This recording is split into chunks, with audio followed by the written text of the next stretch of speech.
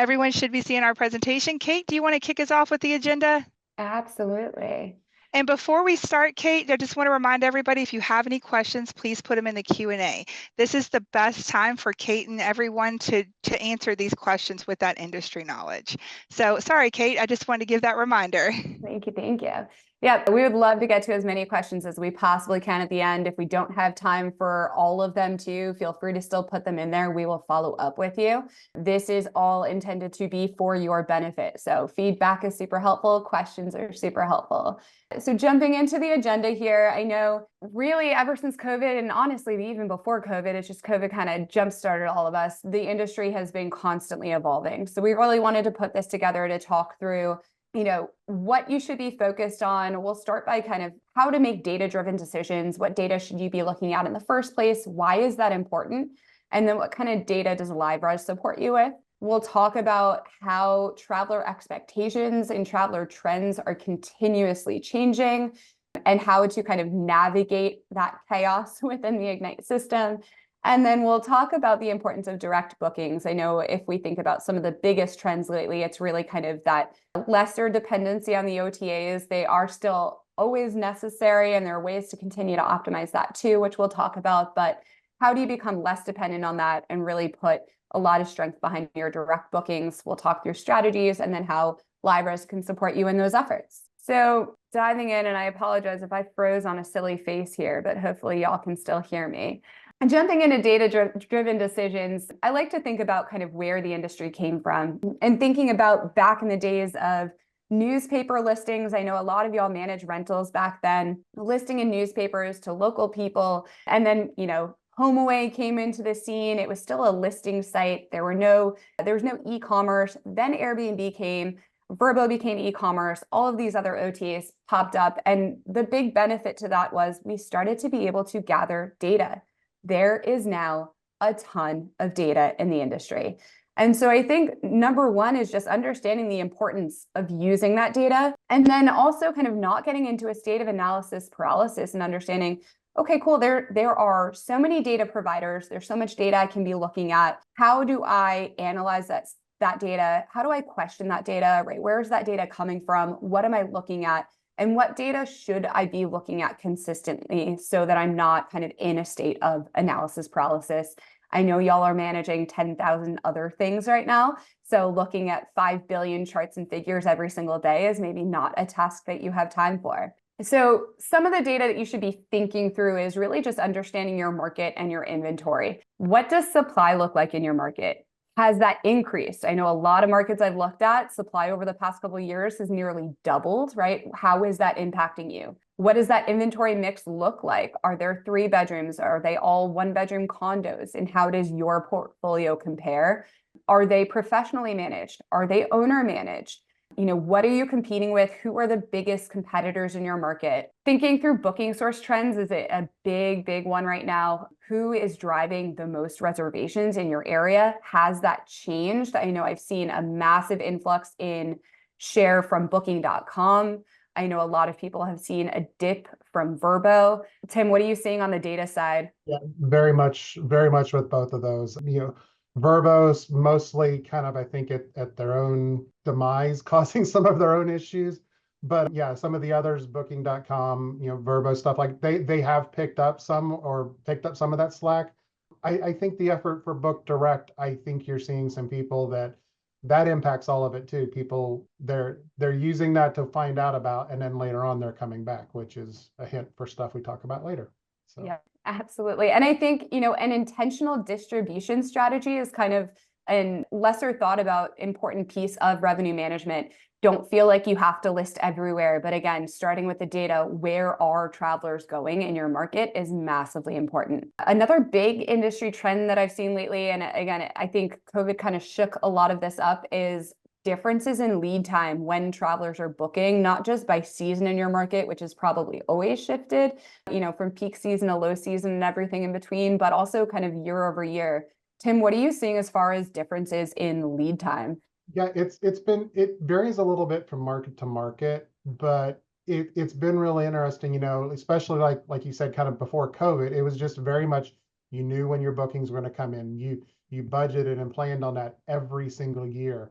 And it's become a little bit of a shift where you still see that initial booking maybe at, 6 months out, kind of like the, 120 days, and even up to like, some do advanced bookings. I mean, you get that initial push of, I'm going next summer, I'm going next winter, I'm booked. And then there's kind of a lull, and somewhere around the 40, maybe 30, 60 days, right around 45 days, it really starts to pick back up. I think some of that is from the OTA market, but I think some of that's just the nature of people that they've gotten used to the uncertainty with COVID and other things like that, that it's just kind of like, I'm going to wait a little bit closer to time. There'll always be something available, even the willingness to pay a little bit more and for that flexibility. So that's not necessarily a bad thing that's happening.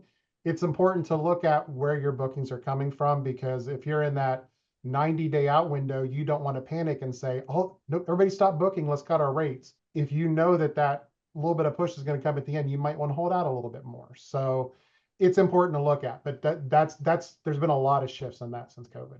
Yeah. And you talked about advanced bookings too. I think a lot of people sometimes will think about, okay, summer's my peak and I'm all booked up for next summer already. Well, what is lead time typically for summer? If you're all booked up, are you maybe leaving some money on the table? Do you need to have some sort of premium for anyone booking well outside the standard lead time? Is that a part of your current strategy? And then, the same thing you talked about, kind of those last minute bookings. If lead time is shrinking and you are typically discounting within the next 30 days, like, do you need to continue to discount in that way? Or maybe you drop that window and maybe you discount, 14 days out instead of 30 days out. So kind of keeping an eye on those things and realizing that, especially since COVID, really any of these strategies are not set it and forget it. Right. There's so many data points that you can, look at. I think some of the other important ones that we wanted to call out here too are getting a sense of traveler distance. Where are your travelers coming from? How far are they traveling? That can help you adjust your pricing strategies because that impacts lead time. That can help you adjust your marketing strategies, changes in occupancy year over year, how that compares to the market. And then also, how are minimum stays kind of changing every year? And what do your minimum stay restrictions look like? Are they kind of keeping up on that traveler need? I know stay lengths kind of extended a bit during COVID. We saw more of those 28 plus nights. I was one of those. I lived in vacation rentals actually for 3 years during COVID. So I was your 28 plus night stay. But we've also seen a shrinking of those, right? As budgets, the impact of the economy and budgets have kind of gotten stricter for a lot of travelers. People have said, well, I can't take that 7-night stay to the beach, but still going to go. Maybe it looks like 4 or 5 nights at this point. So a lot of times I get, usually when people come and talk to LSI, well, tell me some data, what's going on, how things are looking. It's never one metric. There's a lot of things to look at. Like we were just saying, a lot of slides, a lot of details. But kind of what I wanted to do was ease here a little bit into some stuff and say like, okay, well, let's look at occupancy and average daily rate. So you can see here, the solid lines are 2024. The dotted lines are 2023. So we're kind of looking at how are we doing this year versus last year. And this is against last year to date. So if you look at the orange lines, the average daily rate, we're right where we were last year. Is maybe down a little bit in April, but for the year, we're within a few, percent of difference from year to year. The nice thing to see here is occupancy is up and all that, all through the year. What that says is people are coming back and willing to pay what you're charging. More people are willing to do that. That's a good thing. That means the market's strong. The guests are there. The demand is there. Obviously, it's going to get a little bit narrower. As you narrow it down to your market, you may see a few different stats. One more thing I like to point out on this before we move to the next is that it is very important to compare to your last year. But when you're looking at the broader scale of things, it's also important to not panic if you're not where you were last year. There's still a lot of market, I like to call it market normalization, but things are balancing out from COVID. And I've got a graph, maybe I'll bring next time if when we do this presentation. But if you look back historically where things were growing as far as revenue and occupancy, everything from year to year, where we would be at now is lower than where we are because of COVID. So COVID, because of everything that happened, pushed things way ahead. So when it comes down a little bit, that's a little bit of normalization. It doesn't mean all of a sudden the industry is going south. It's balancing out. So this is looking at the US. Kind of what we wanted to do on the next slide though is we mentioned having LSI, and that's included with Ignite. You can see here all of the different stats. We talked about a lot of different things. On the left here is the LSI dashboard. The market comparison, the market insights is included with all of Ignite. So you can see how you're doing against your market. And usually that's your local market. It may be state, it may be a region of the state, but it's comparable, and you can filter that down even narrower, like by city and stuff, if you want to see how you're doing. There is a more advanced version, a premium version of that, where you can see, like on the right there, like a pickup report that just lets you see where your booking's up. There's a lot of things like that. There's a couple of insights webinars coming up that you can even see more on those.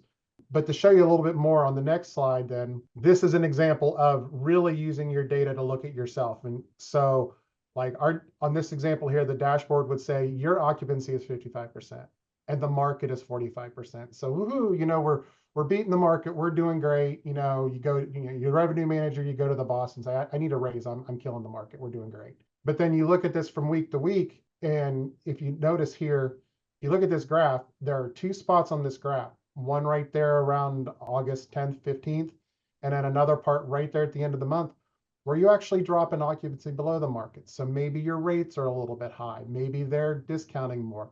It's worth looking at. That's opportunity you're missing. So even though you're beating them overall, there's still some weak spots. This is where really using your data to kind of dig down and see where things are going on is really important to look at. So. Hey, Tim, and just to confirm, the chart that you were showing on occupancy, that's kind of the US as a whole? Yes.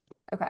Awesome. But obviously, if anybody wants access to their specific market, again, you know, LSI and RevMax kind of baseline packages do come for free with Ignite. And then you can obviously sign up for the premium version to get even more advanced data like Tim was showing. Obviously, using data, we always think about kind of number one is pricing. I just want to share a quick reminder that data is necessary for every component in your business. When you're thinking about marketing, when you're thinking about acquisition strategies, when you're thinking about how to very intentionally grow your business, the data is important for all of that, but obviously pricing as well. I know a lot of y'all out there are still manually setting your own rates, which I'm sure is a lot of work. I'm incredibly impressed by you. And even those of you who are using a dynamic pricing tool, just a reminder, it's not set it and forget it regardless of what tool that you are using. So using data to continue to monitor your unit performance is incredibly important.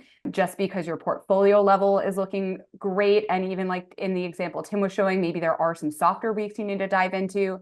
Maybe you have some units in there that are kind of hiding in the success of the rest of them. So you definitely want to monitor that unit performance closely and dive into those before you get a call from an owner that says, hey, I know you think you're doing great. My unit, however, not. I always like to point out that just because you're using a pricing tool doesn't mean you're doing revenue management. It means you have an automated pricing tool. Revenue management is the entire picture. Look, like you said, looking at the inventory, looking at what's going on, drilling down, knowing what's going on different weeks, setting a budget, all of those pieces. That's revenue management. Whether you have a person or a company that does that for you, that's critical. So don't just stop at the dynamic pricing tool. Go the full step. Absolutely. And I think of revenue management too as everything else, your marketing, your review strategy, like everything that impacts revenue at the end of the day. So ensuring that you have some sort of a budget, reviewing that budget, and thinking about revenue management as everything outside of pricing. Obviously, automating using a dynamic pricing tool is going to save you a ton of time. Highly recommend if you're not using one right now. There are a lot of them out there that do integrate with Ignite. And again, there is a baseline level for free that comes with that. We get RevMax and LSI data for free with Ignite as well. Yeah, and I just want to throw in there that data doesn't mean anything unless you can analyze it. And so there's more data out there now than there ever has been, as all of you know. So, you know, utilize it like an employee that's collecting information, you know, at all times of the day and along every point of the stay. So I think analyzing the data is just as important as collecting it. And that's really the huge benefit of LSI and RevMax is they help interpret that data because, you know, like I mentioned, it doesn't mean anything unless you are accurately interpreting it and making the positive changes to your business. Yeah, that picture on the right there is my favorite. I mean, that's just a nonstop cycle. You have to keep repeating that process. It's never done. So I know I've thrown up a couple screenshots, but I wanted to talk about here. We mentioned like with the revenue management, you really want to filter down. It's not just saying, oh, well, I'm down as a whole. So like in LSI, we have the ability, when you look at your different metrics, you can say, like in this example here, I'm looking at homes in that date range that, from July through September, but I'm going to look at just my 4 or 5 bedroom houses that have a pool. Maybe that's where I feel like I'm hurting. And now I can compare the stats of those units to the others in the market, because the last thing you want to do is say, I'm down, and go do a 15% discount and realize the fact that the only place you were down was in 2 bedroom units, not your 5 bedroom units. And now you're giving away a bunch of money on the 5 bedrooms that you didn't need to give away. So you get more targeted discounts or targeted specials. You really look at how you're doing in that and treat the actual symptom, not just throw a Band-Aid on the whole thing and hope it makes it better. It's really, the specific actions. And then we mentioned the unit review and performance. This is an example like what we have where you can look at each individual unit and say, how much money are they making this year versus last year? And you can go and say, well, gee, these units are doing great. Why are these units down? When you start maybe look at their owner nights, or you look at, you can tell the owner, look, you really need to quit coming down here for 3 weeks every July. That's why you're not making money, and you can make those cases with them. And it really helps you to know, is it a systematic problem that everything's down, or just maybe a few units that you need to work on those units, and whether they're down or need something like that. And then as far as revenue management, on the next screen, you've got a couple here with RevMax that's also included in Ignite. And it's, you can see here, you've got a dashboard screen, you see the kind of stuff. And on the right is their tape chart, where you can see all their units, you can see their pricing that gets set, you can review it really nice. It's a great system, and I think there's a teaser at the end of this for a webinar they've got coming up in a few weeks with this. So they're really, when you get in the data, these are two things that are tied right into Ignite that are almost essential that you make part of your process. So right. And so, this kind of to echo what Tim said, this is how you apply the numbers to your business. You really have to know the inventory in your market to know what you're up against. So if you have that ideal home or property in your market, you'll be able to price up accordingly. But if it is something that doesn't get to the ideal property in your market, you can figure out ways to, whether it's adding amenities or lowering the price, to kind of adjust your lower performing or your units that aren't ideal. If you're in a market that is full of beach houses and you have a condo, well, how are you going to adjust to that and make sure that you've got occupancy during those busy times, and that it's not sitting empty while everyone else is being occupied? So, that goes with positioning your units to reflect your market. So again, that kind of like, if you have the creme de la creme, the nice unit that everyone's looking for, you can price accordingly for that, and you can probably bump up your price there. But, again, you need to adjust where you fit in your market and where, your units are at. I know everyone likes to say, drop the lowest performers, but I don't think that that's necessarily the case. I think you can evaluate and figure out where you can pick up some of that slack that may have been falling behind either years previous or to your market. You can make adjustments to make sure that you do fill your units and make sure that they're occupied. Just a quick call out here too. During my years working at Vrbo, a lot of partners I consulted with would say, I know my market. I look at Vrbo every day. I look at Airbnb every day. There's nothing wrong with going on to Vrbo every day and going on to Airbnb every day. I would caution you against looking at your own inventory, because it does impact your conversion rates. But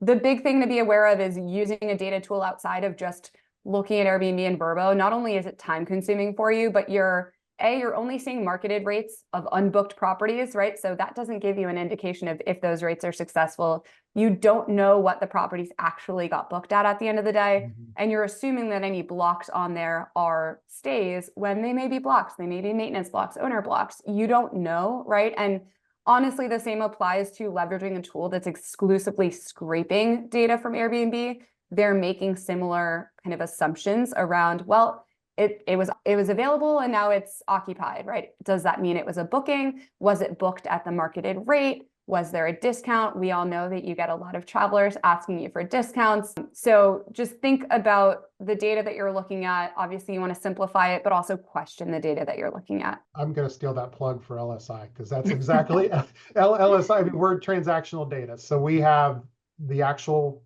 from all of our customers, what they booked, whether it was paid the exact amount to the penny. So when you see your average daily rate compared to the other average daily rates, that's what they booked for those nights. So it is truly an apples to apples.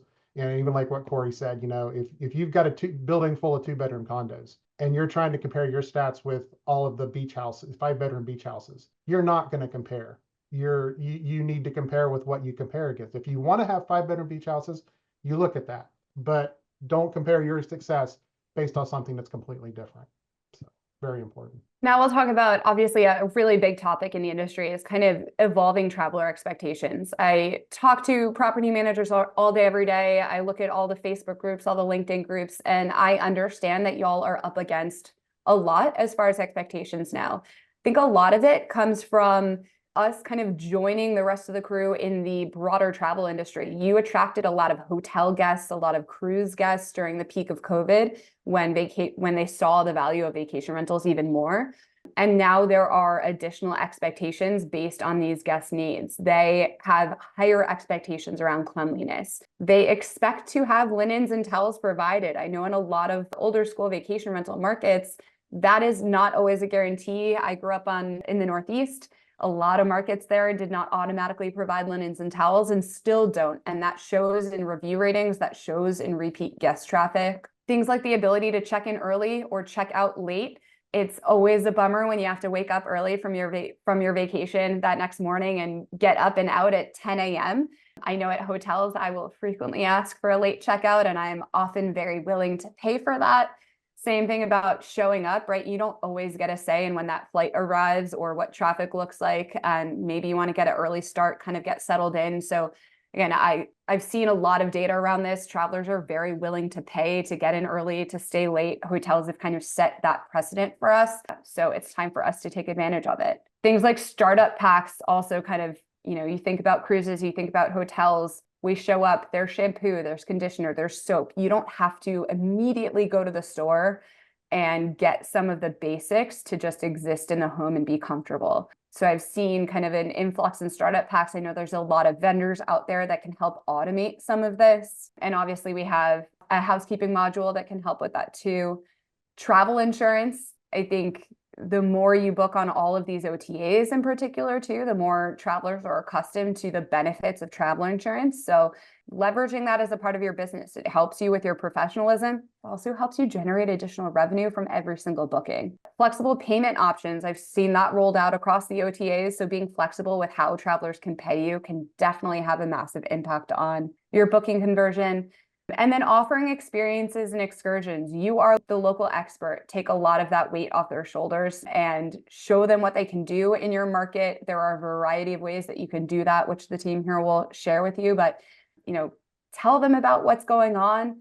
Give them add-ons, give them ways to experience it. You know the market. They don't. They're coming there fresh. And the more they can have a great time in your market, the more likely they are to give you a 5-star review and to come back. And yeah, I want to piggyback on that real quick. The good news about this is for the property manager is most of these lead to an ancillary revenue stream. It gives you an opportunity to create additional revenue, with the linen program, for example, with owners, the early check-in and late checkout with guests, startup packs. You can, offer a basic one that's included, but also kind of above and beyond that the guest is willing to pay for. Same thing with travel insurance and the experiences. If you can create additional revenue streams with a lot of these expectations that the guest now has, and they're happy to pay for it. So just to me, this is kind of enlightening because it gives you the opportunity to create more revenue out of every booking. And the good news, of course, along with this is that with LiveRes Ignite, you do have that housekeeping module that is built in. Those of you on Ignite, I probably have trained you on the use of the work orders and how to automate those and have those assigned out to your staff members. LiveRes Ignite also includes amenity kit integration options, which is obviously super helpful and relevant to what we went over on this slide. Seamless Limbrook integration, which is a huge one. The Limbrook integration is really, really big. And then, of course, protection and additional revenue streams through Rental Guardian, which Kate and Cory have both touched on as well. Yeah, and I know, Diana, you had asked a question in the chat here about us offering a partnership for travel insurance. So yeah, Rental Guardian is under the same umbrella, under that Inhabit umbrella. So our Ignite customers get the added benefit of Rental Guardian being seamlessly built in so that you can earn that additional revenue and, again, have that kind of professional touch as well, and your own protection. The travel insurance is a huge one because we talked about earlier, like with the booking trends and when people book, and a lot of people want to wait to the last minute just in case. But when you get someone like Rental Guardian, and they're like, oh, I can get insurance, and oh, I can buy a cancel for any reason where I can just say, you know what, I changed my mind, and I get, you get almost everything back. It's like, well, why am I waiting? I don't, instead of saying, well, I'll take my chances and book at the last minute. So that travel insurance, not only do you make money on it, but can actually encourage people to guest. The cancel for any reason too, that's huge. I think Rental Guardian might be the only one that offers that, but I think that's become huge ever since COVID too, right? When a lot of people did purchase insurance and found that it didn't cover them. So being able to offer that is massive. You don't use them, you need to check into it. And I'm not Yeah. saying it because they're a partner. Yeah. It's great. So, and this you were, kind of like Cory said, the value and where the revenue opportunities. I mean, this drives that fact home right here. This was looking at the clients we have and looking at their data. If you take commissions, the general understanding was, oh, everybody makes their money off commissions. Well, yeah, you do, but that ancillary revenue, that extra revenue for the fees and services. If you look at this here, 17% of all the rent money that comes in, the property managers keep 17% of that, but there's another 18% of that money that was for fees. So yeah, you have to pay a little bit for the travel insurance, and yes, you have to pay some for the linens, but the rest of that you keep. So you can almost make double the amount of revenue with those extra fees. So if you're not doing linens, early check-ins, I mean, all an early check-in makes you charge someone $150 to get in early. And all they have to do is make sure we clean that home first. That's literally all you have to do. It doesn't cost you a dime to do that. And you made $150. That adds up. So there's a lot of value in doing those extras. So they're very important to look at for many reasons, but obviously money is important. Right. And speaking of, so LiveRes Ignite does have options as well to add in vendors. So you can add in a vendor into the system. And really, my favorite part about this is that the sky's the limit with the vendors you can add into Ignite, right? And so you can add a vendor in, and then as part of that, you can add in products that you offer your guests via that vendor, which is, of course, going to generate extra revenue for you as the property manager. And it enhances the guest experience, allows them to customize their stay, right? So over there on the right, you can see that screenshot for Galaxy Bounce House Rental. So that's like what it looks like when you add a vendor into Ignite itself. So if you add that vendor in, you can add in products that you offer as add-ons to guests.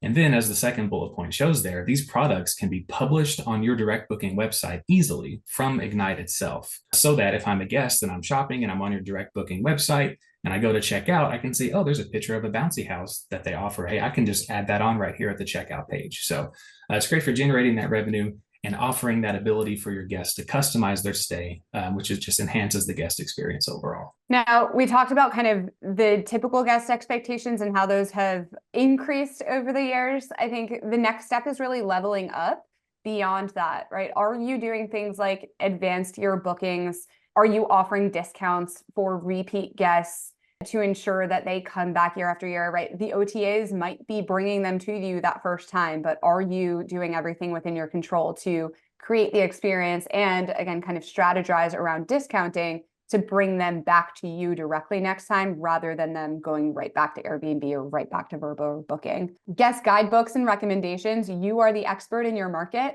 They're already doing a ton of research to find your property in the first place and get their group together. So leaning on you as the expert, that is the best way that you can create that 5-star experience. It's not just about the property, it's about everything else. And proactively communicating those things and really everything else, proactively communicating the benefits of all of your fees, proactively communicating what's around the property, what they can expect when they show up, making sure they don't show up and, are locked out or don't realize what time checkout is or don't realize what the expectations are, right? Proactive communication is important. Obviously, there's a fine line. You don't want to be bombarding them. And then, we talked about the activities, ancillary services. I know if you have a bounce house, I'm coming. So proactively marketing those extra activities and services that you offer. Every single thing that you do makes an impression. And we really are at the stage where, especially with such an influx in supply, you really do have to kind of differentiate yourself to be above the market. Yeah, that's bringing them your goal the moment they book. You're making impression trying to get them to book the next time, whether they booked through an OTA or whether they book directly through you, your best guest for next time is the guest you have now. They're so much easier to get than trying to hope someone finds you or convince them with the website. If you make it great, they come back. They tell people to come there. It's all those pieces. Yeah, one of the pieces of revenue management that I think people don't monitor is the cost of customer acquisition. How much does each traveler cost you? And like Tim said, the cost to acquire a repeat guest is very, very little, right? It's about that experience that you provide. I know a few clients, they just have such a great reputation with their guests that like by Thursday of their stay, they're paying $150 to book the same house for the same week next year. And they don't even know the rate yet. They just say, I'm going to rent it. Here's my $150. Lock it down for me. That's a guest experience. That's leaving. And it's not always perfect, but it leaves such an impression that that's who I want to stay with. That's the right way to do it. I'm very passionate about this subject. So, and a reminder here that the guest experience starts from the very beginning, right? It starts from, I mean, honestly, it starts from that very first touch, from before they even book, throughout the entirety of the booking process. Before they arrive, what does that communication look like? What does their experience look like when they first arrive? So when I was at Vrbo, we did an analysis of all of the 5-star reviews and what was the most common trend amongst 5-star reviews, and it was the welcome. So making sure that that arrival is incredibly welcoming to them. And I will say it's little things that matter. Maybe it is a welcome basket. Maybe you increase your rate by $10 a night. With Ignite, you can hide that into the nightly rate. So it's not coming out of your pocket. It's not shown as a fee. And you have a little welcome basket for everybody when they first show up. But honestly, it can even just be a sign that says their name. Again, I lived in vacation rentals for 3 years during COVID. And one property we showed up at just said, "Welcome Kirshner family." That was enough for me, right? They bought a whiteboard, and that was a one-time cost of $10, and they used it every single time. And that made me feel warm and fuzzy and want to go back. So sometimes it's something little. I mean, I've even maintenance company or companies that like, they even train their maintenance staff. Like, look, you treat it as this is the person's dream vacation. Some people go every year. Some people may just decide, let's go to the beach for the weekend.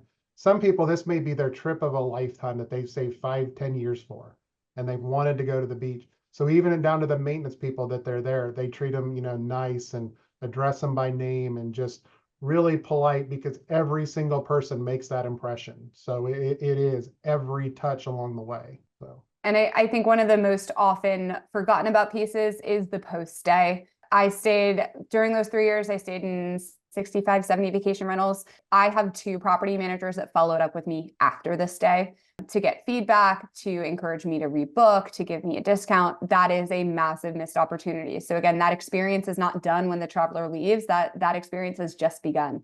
And we had that whole cycle with like everything flowing back in. We were talking about data. Those surveys are also great. Like Cory mentioned about, working with the troubled homeowners and stuff. Those surveys where somebody says, this house was great, but I really would like the furniture to be updated since the 70s. Having that survey to take to the owner and say, owner, look, your bookings are down compared to everybody else.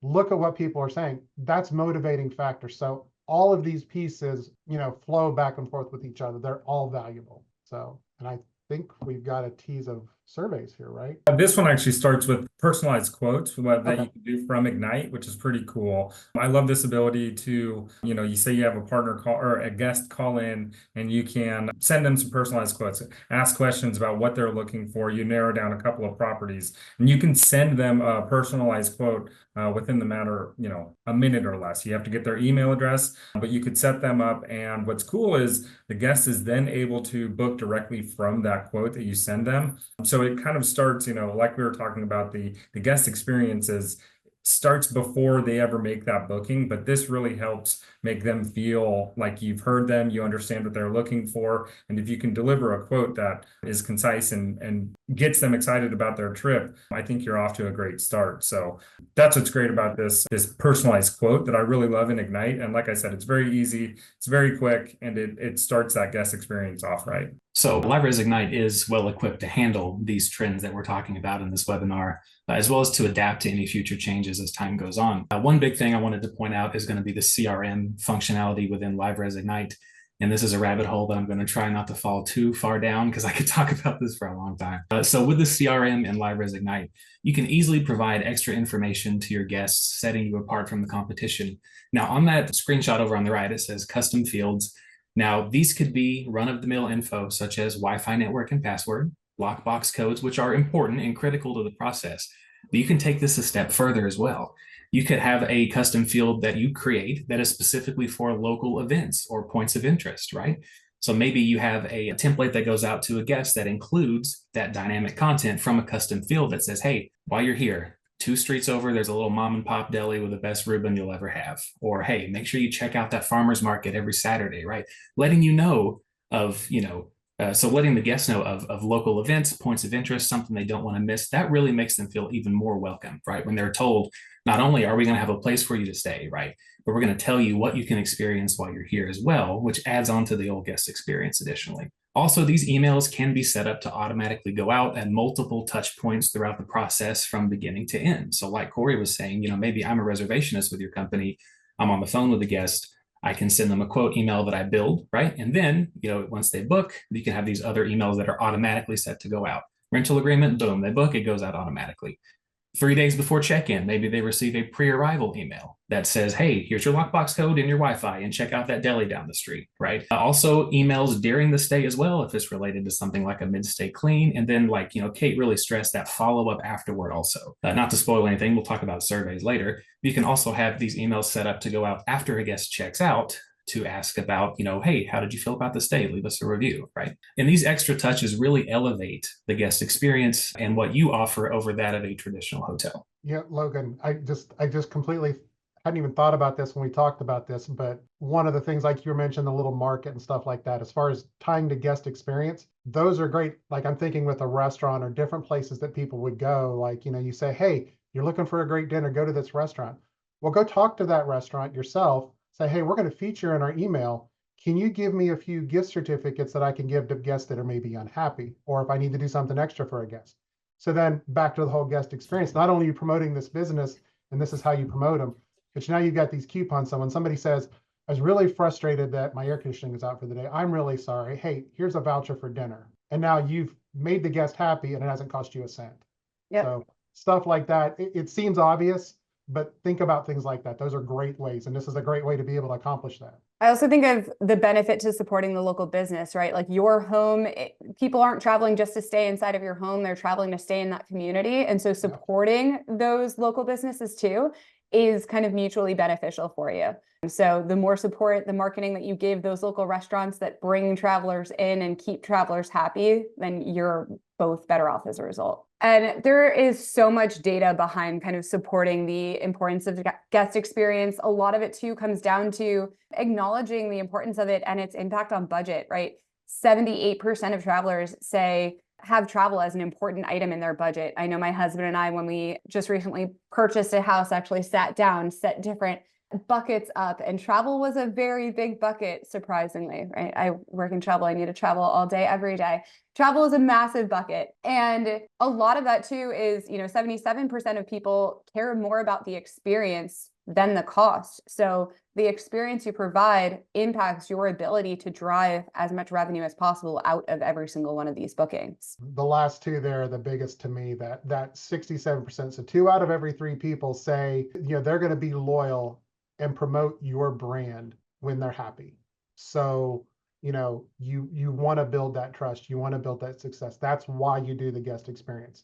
So they're saying that. And even the 78% find things that make them loyal after that first purchase. So they're finding things and they're seeing that you have to make that impression. So it's very important.